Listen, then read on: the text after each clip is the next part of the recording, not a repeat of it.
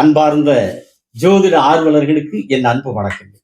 இன்று ஒருவருடைய ஜாதகத்தில் 5ஆம் பாவாதிபதி 10ஆம் பாவத்தில் இருந்தால் அந்த ஜாதகருக்கு என்ன பலன்கள் என்பதை குறித்து பார்ப்போமா? லக்னம் 1, அதுக்கடுத்து 2, அதுக்கடுத்து 3, அதுக்கடுத்து 4, அதுக்கடுத்தது 5. அந்த 5ஆம் வீட்டிற்குரிய 5ஆம் பாவத்திற்குரிய கிரகம் 6, 7, 8, 9 விட்டு விடுங்கள், அதுவரை பார்த்து விட்டோம். 10ஆம் பாவத்தில் இருந்தால் என்ன பலன்? பொதுவா 5 10 இருக்கிறதோ, 9 இருக்கிறதோ, 1 இருக்கிறதோ, அல்லது 1ஆம் அதிபதி 5 9 இருக்கிறதோ, அல்லது லக்னத்தில் சுபகிரகங்கள் இருக்கிறதோ, அல்லது ஜாதகத்திற்கு நன்மை தரக்கூடிய கிரகங்கள் ஜாதகத்தில் நன்மை தரக்கூடிய பாவங்களிலே இருப்பது என்பதோ, கொடுத்து வச்சவங்க செஞ்ச புண்ணியம், அப்பா அம்மா செஞ்ச புண்ணியம், தாத்தா பாட்டி செஞ்ச புண்ணியம், மூத்தோர்கள் முன்னோர்கள் செஞ்ச புண்ணியம் என்றெல்லாம் சொல்லுகிறோம் அல்லவா?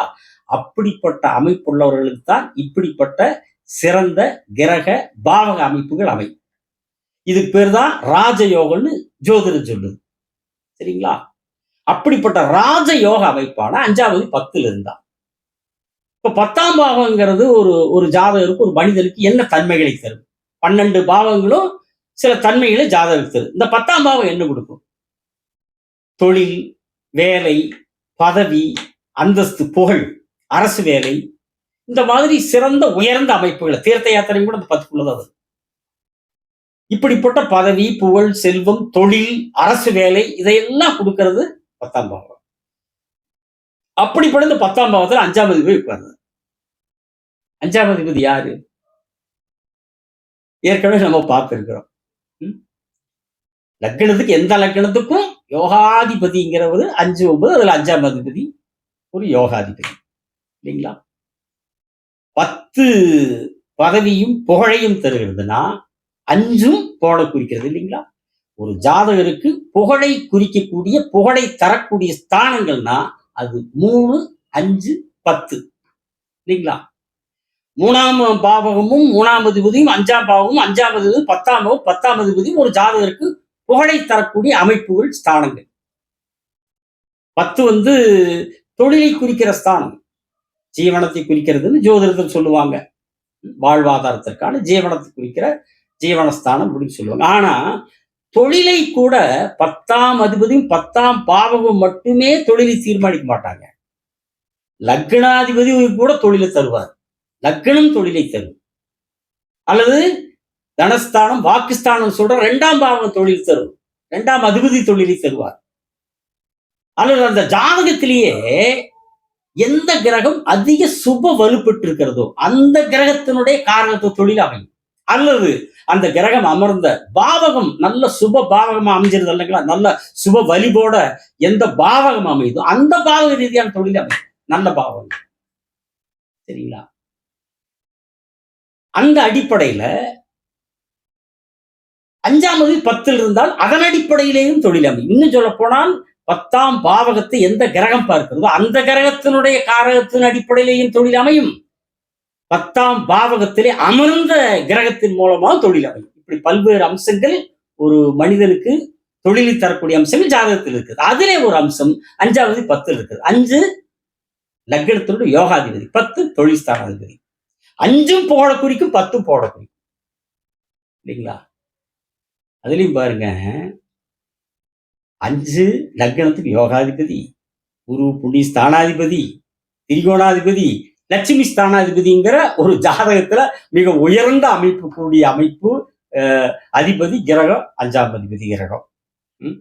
அவர் போய் பதவியும் புகழையும் குறிக்கிற இடத்துலயே 10லயே உட்கார்றார். கேந்திர ஸ்தானம், அது விஷ்ணு ஸ்தானம்.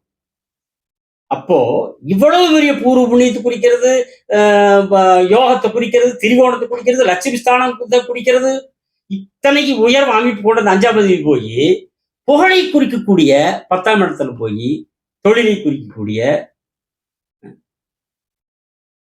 பதவியை குறிக்கக்கூடிய 9ஆம் வீடு முதல்ல என்ன பார்த்தா 5ஆம் அதிபதி 9ஆம் வீடு பக்தி வீடு தான்.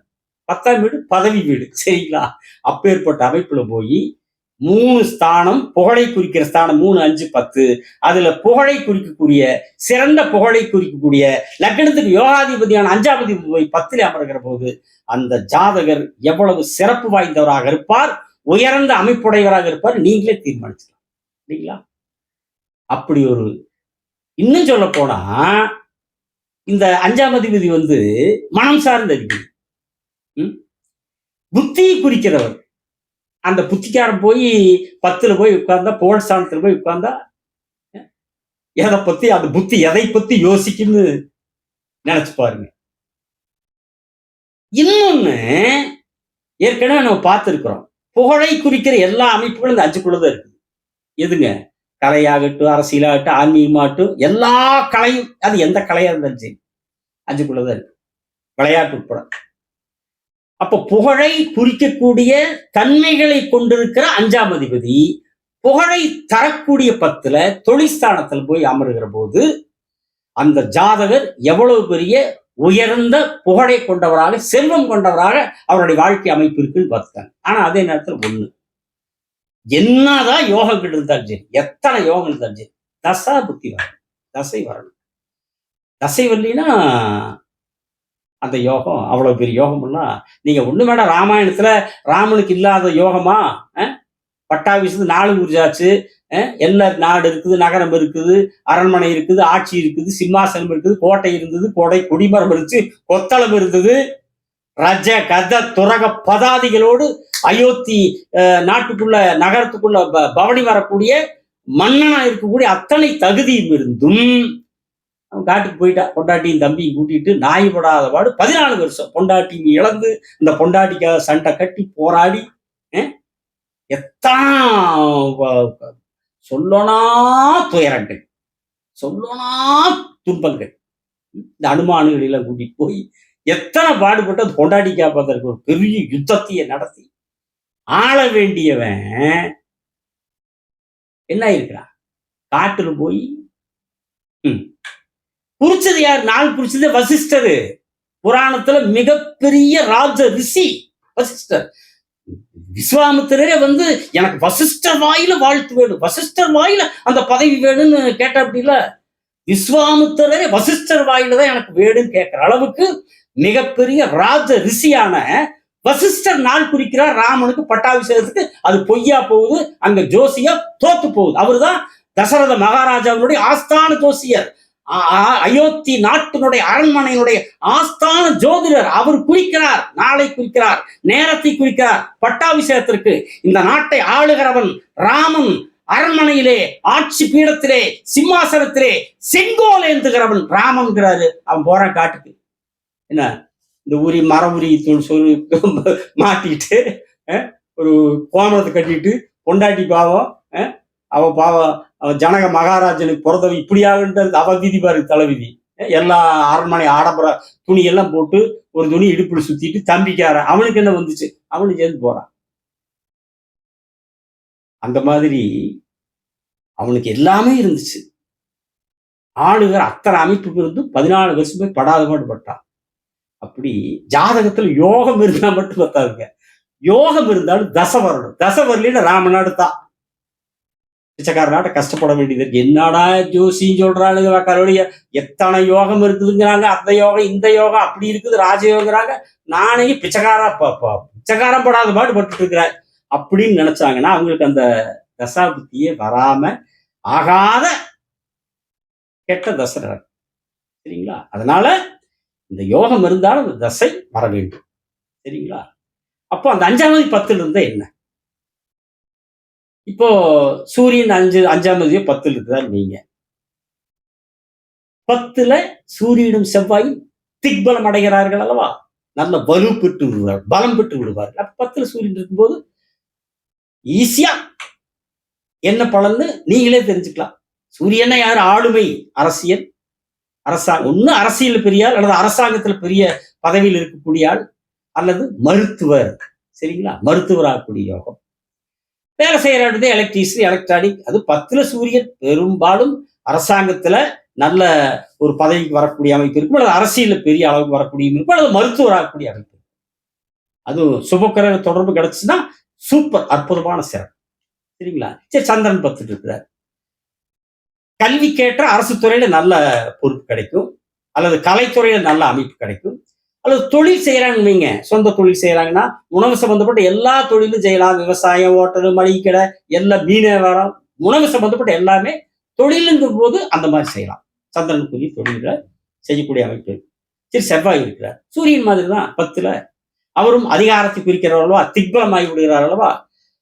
அரசாங்க அரசாங்க தொழில் இருக்கலாம், அல்லது அரசு துறையில கல்விக்கேற்ற சூப்பர்வைசரா இருக்கக்கூடிய அமைப்பு இருக்கும், மேலாண்மை செய்யக்கூடிய அமைப்பு இருக்கும், காவல்துறை, இராணுவம், இந்த மாதிரி அமைப்புகள் செவ்வாய்க்கு 10 இருக்கிற போது இருக்கும். சொந்த தொழில் செவ்வாய் 10 இருக்கிறார், சொந்த தொழில் செய்யக்கூடிய அமைப்பா, அப்படி சொந்த தொழில் செய்யக்கூடிய அமைப்பு போது நெருப்பு சம்பந்தப்பட்ட தொழில், பூமி சம்பந்தமான தொழில், இயந்திரங்கள் தொடர்பான தொழில் இல்லைங்களா, இன்ஜினியரிங் தொடர்பான தொழில், இந்த மாதிரி தொழில்கள் சொந்த தொழில்ங்கிறப்ப இப்படிப்பட்ட தொழில் அமையும். இப்போ புதன் இருக்கிறார் 10ல, 5ஆம் அதிபதியை 10ல புதன் இருக்கிறார். கல்வியின் நாயகன் அல்லவா, இல்லைங்களா. ஆசிரியர், கணக்காளர், மேடை பேச்சாளர், வானவியல் அறிஞர், இந்த மாதிரி ஜோதிடர். புதன் 10ல் இருந்துட்டான்னா அற்புதமான ஜோதிடர் இல்லையா. ஆனா என்ன, ஜோதிடங்கிறது எந்த அளவுக்கு ஜோதிடர், எந்த அளவு புகழ் பெறுவார். 10 புகழ குறிக்கிறது, 5 புகழ குறிக்கிறது.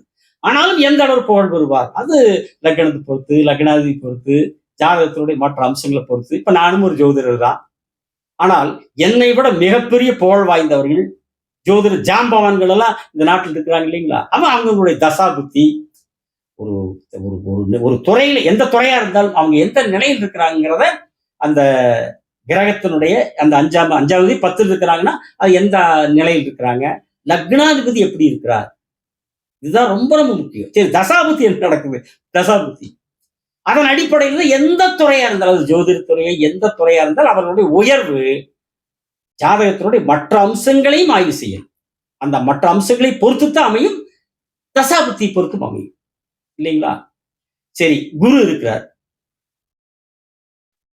சமூகத்துல எதுவெல்லாம் மதிக்கத்தக்க தொழில்களோ அந்த தொழில்கள், அது ஆடிட்டரா இருக்கலாம், அமைச்சரா இருக்கலாம், மினிஸ்டர், நீதிபதி, ஆசிரியர், பேராசிரியர், இந்த மாதிரி சமூகத்துல உயர்ந்த அமைப்பில் இருக்கக்கூடியது 10ல குரு இருக்கும் போது அந்த அமைப்பு. சொந்த தொழிலா, ஹோல்சேல் பிசினஸ், ஒரு நாள் மொத்த வியாபாரம், தங்க வியாபாரம் எல்லாம் அதுக்குள்ளதான் வரும், குருக்குள்ளதான் வரும். ஆனா சிலர் சொல்லுவாங்க 10ல குரு இருந்தா பதவி போயிடும். முட்டாள்தனமான கருத்து இல்லைங்க, இது அடிமுட்டாள்தனமான கருத்து ஜோதிடத்துல, சரிங்களா. இப்போ குரு இருக்கும்போது 10ல இருக்கும்போது இப்படி உயர்ந்த அமைப்பு. சரி, சுக்கரன் இருக்கிறார். நீங்க புதன் ஆகிட்டு சுக்கரன் ஆகிட்டு கூடயே சூரியன் ரவுண்ட் அடிச்சு, சூரியன் கூட ரவுண்ட் அடிப்பாங்க பார்த்துருக்கீங்களா. அப்போ நீங்க புதனே 10ல் இருக்கிற போது சூரியன் கூட இருக்கிறதுக்கு அதிக வாய்ப்பு இருக்கு. அப்போ அரசு துறையில உயர்ந்த பதவி கிடைக்கக்கூடிய அமைப்பு இருக்கு அரசாங்கத்துல. அதே மாதிரி சுக்கிரன் சூரியன் கூட இருக்கிற வாய்ப்பு அதிகமா இருக்கு. 5ஆவது 10ல் இருந்தாருன்னா சூரியனோடையே இவங்க ரவுண்ட் அடிச்சுட்டு இருப்பாங்க. சூரியனுக்கு மிக நெருக்கமா இருக்கிறது போதும் அதை விட கொஞ்சம் தள்ளி இருக்கு சுக்கிரன். அப்ப சுக்கிரன் 10ல் இருக்கிற போது கூட சூரியன் இருக்கக்கூடிய வாய்ப்பு அதிகமா இருக்கும். அப்படி இருப்பவர்கள் அரசு துறையில், அரசாங்க துறையில் மிக உயரிய பதவிக்கு வருவாங்க, சரிங்களா. சொந்த தொழில் எடுத்துட்டா அலங்கார தொழில், துணிக்கடை, நகைக்கடை, வாகன தொடர்புடைய தொழில், டிசைனிங் தொழில்கள், சினிமா துறை, கலைத்துறை, கம்ப்யூட்டர் துறை, இப்படிப்பட்ட அமைப்பு, சரிங்களா. சரி, சனி பகவான் இருந்தா அத்தனை தொழில்களுக்கும், உலகத்தில் இருக்க எல்லா தொழில்களுக்கும் கதாநாயகன் சனி பகவான் தான், இல்லைங்களா. அடிப்படை காரணக்கருத்தா சனீஸ்வரன், அவர் தான் எல்லா தொழிலுக்கும் காரணம், இல்லைங்களா. அதனால அவர் 10ல் இருக்கிறாரு. சனி பகவான் யாரை குறிக்கிறவர், மக்கள் தொடர்பை குறிக்கக்கூடியவர், மக்களுடைய தொடர்பை குறிக்கக்கூடியவர் அல்லவா. அப்போ அந்த 5ஆம் அதிபதி சனி பகவானை 10ல் இருக்கிற போது அந்த ஜாதகர் கற்ற கல்விக்கேற்ப அநேகமாக மக்கள் துறையிலேயோ அல்லது உள்ளாட்சி துறையிலேயோ அல்லது பொதுப்பணித்துறையிலேயோ ஒரு நல்ல பொறுப்புக்கு பதவி வரக்கூடிய வாய்ப்பு அமையும். சொந்த தொழில்னு எடுத்துக்கொண்டால் 10ல் சனி இருக்கிற போது செகண்ட்ஸ் பிசினஸ், செகண்ட்ஸ் தொழில் எதுவா இருந்தாலும் சரி செய்யக்கூடிய அமைப்பு இருக்கும். அதே மாதிரி ஆயில், அது என்ன ஆயில இருந்தது, எல்லா ஆயில், அத்தனை ஆயிலுக்கும் காரணம் இருந்தா சனீஸ்வர பகவான் தான், இல்லைங்களா. இப்படிப்பட்ட 5ஆவது 10ல் இருக்கிற போது பொதுவாக 5ஆவது 10ல் இருந்தா பொதுவா அது எந்த ஜாதகமா இருந்தாலும் சரி ஏதாவது ஒரு துறையில் உயர்ந்த ஸ்தானத்தில், உயர்ந்த அந்தஸ்தில், நல்ல பதவி புகழோடு திகழ்வார்கள் என்று சொல்லி, அதே நேரத்தில் 10ஆம் அதிபதி பலமாக இருக்க வேண்டும், 10ஆம் அதிபதி கெடக்கூடாது. 10ஆம் அதிபதியினுடைய வலிமை பொறுத்துத்தான் ஒரு தொழிலினுடைய நிலை, தொழிலினுடைய ஸ்திரத்தன்மை, தொழிலினுடைய வலிமை, தொழிலினுடைய உறுதித்தன்மை எல்லாமே, தொழிலுடைய பலம், நிரந்தரம் எல்லாமே 10ஆம் அதிபதியினுடைய நிலையை அமைப்பு பொறுத்துத்தான் என்று கூறி, அடுத்த காணொளியில் 5ஆம் அதிபதி 11ஆம் பாவத்தில் இருந்தால் என்ன பலன்கள் என்பதை குறித்து எனக்கு தெரிந்த ஜோதிட கருத்துக்களை உங்களிடத்தில் பேசுகிறேன் என்று கூறி விடைபெறுகிறேன். சப்ஸ்கிரைப் செய்தவர்களுக்கு நன்றி, செய்யாதவர்கள் செய்யுங்கள். வணக்கம், நன்றி.